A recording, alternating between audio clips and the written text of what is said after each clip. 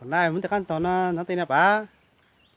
là đang cầm phun mí. phun mí Ô, này cả nó phun mí. chẳng ăn sập phua Chầm mó của phun, chứ phải chầm mó của chai thịt á.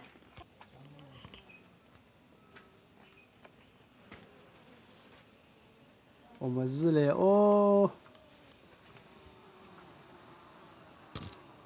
nó sọc ê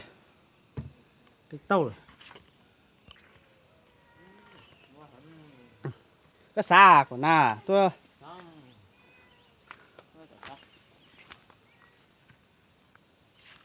cái lú tôi chụp đi tảng số là dầu rồi đó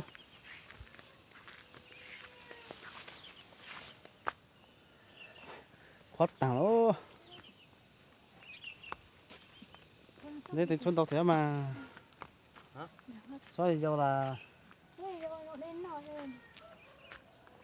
nó đục cũ hơn nữa này cái la số mà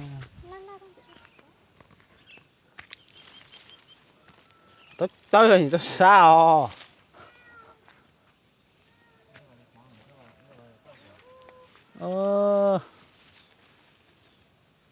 thế là sao ta đi cả ha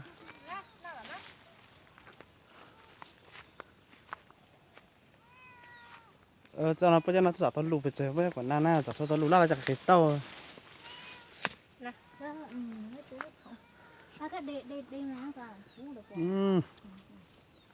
cao rồi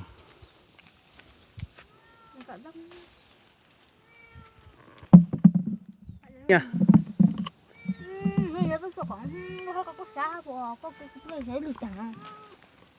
luôn cho nóng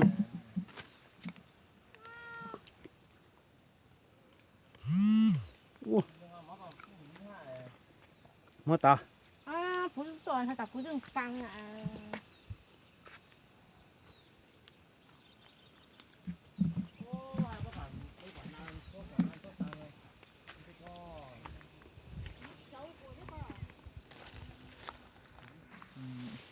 cho thằng lang phải cho nó tàu thả cho nó